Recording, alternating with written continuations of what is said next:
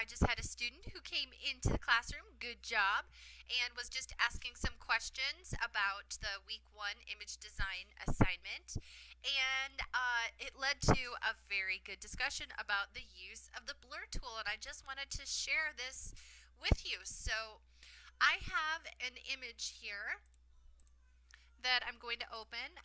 So I've got my GIMP program. I'm going to click open and going into where I save my image design pictures.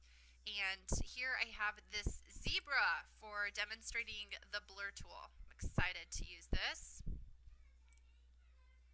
Okay, so this zebra is looking pretty good. Excellent start. You can see the layers over here. This is what the original looked like. And here's the change. Awesome effect, okay? But I can see some areas where the blur tool could be really handy. And so I'm going to blow this up to about 400. And this is blur tool, or I guess not necessarily blur tool, the smudge tool. Yeah, you could play around with both of them and see what you like better. But I'm going to go ahead and grab the smudge tool, and I guess that's what I really meant to say. And I am going to make sure that my brush size is good. As you can see, the brush size by those dotted lines is a little too big to fit into those stripes, so I'm going to go over here to size, and I'm just going to decrease it. And see if I can get it to work. My computer might be freezing up. Okay. Okay, so it looks like it's an okay size. It's still pretty big. But what I'm trying to do is just kind of blur the outline here a little bit so that it's not quite such a black edge. So do you see how that's working? Pretty nicely, pretty smooth. So I just hold the mouse button down, left click, hold it as I'm just kind of dragging it. It's just blurring. And it looks a lot better. And it'll look more realistic for you. Blurring is actually something that you do also when you're sketching. To make something look more realistic, you blur it.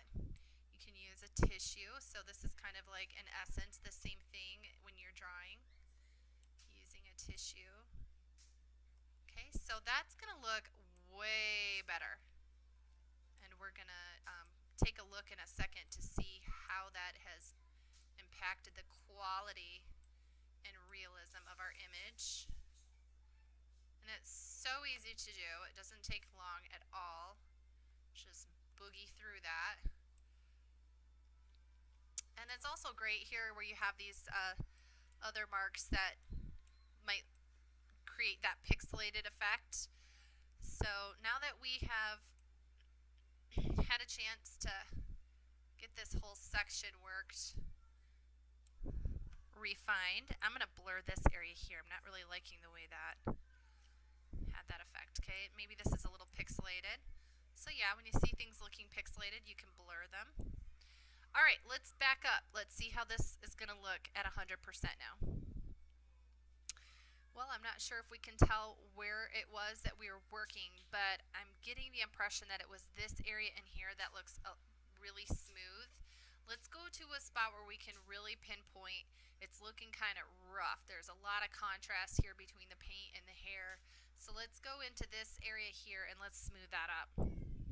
Blowing it up to 400. And I'm just going to move over there. Now, one thing I'm doing constantly is hitting Control S, okay, because I want to save my changes.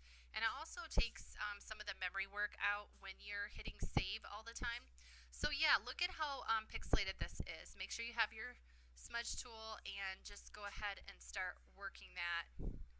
And you might have to adjust the size of your brush. I might go a little lower.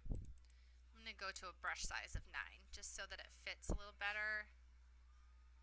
In those stripes, there are some smaller areas.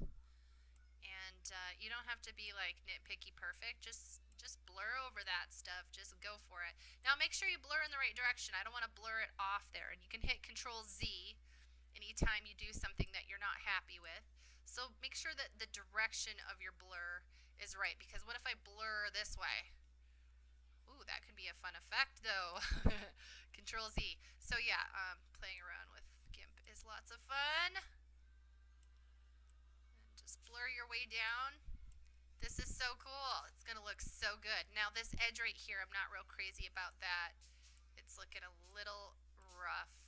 So I just am trying to make it, I'm just wanting to smooth out the edges so that when you're looking at it from a distance, there's not all this pixelated feel going on.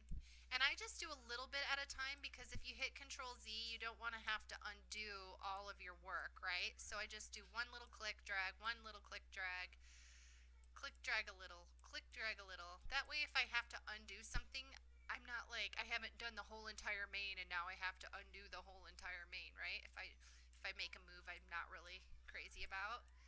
So this is looking so good. I am super excited that the student came in and we met because this wasn't a big issue that I had with my image.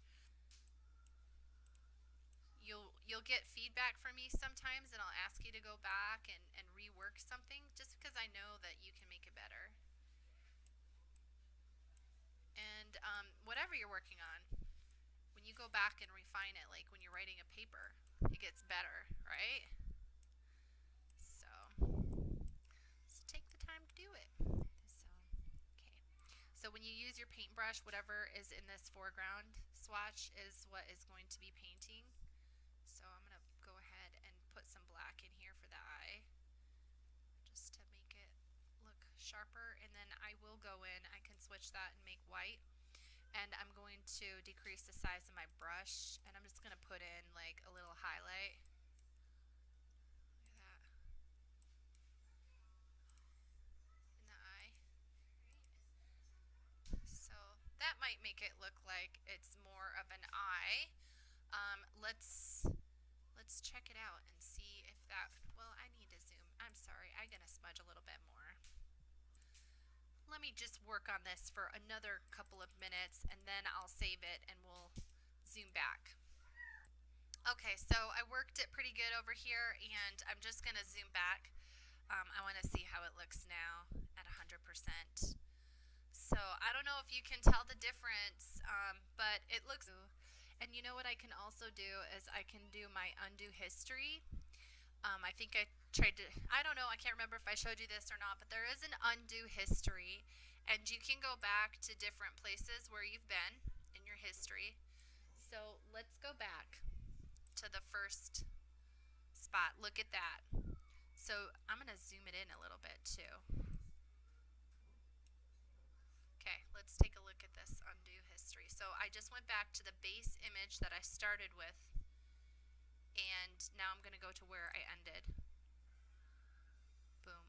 So I don't know if you saw the difference there. Let's see here. Back to the base image, and then back to after it was blurred. I think it looks a lot more realistic. And adding some highlights in the eyes can also be effective. They might also, though, need to be blurred a little bit. So I might actually play around with that too. But anyway, yeah, that might look a little better. So have fun. I'm sorry this video took so long, but I just thought it was really cool to show you how to use the blur tool. All right. Can't wait to see your work. Love you guys.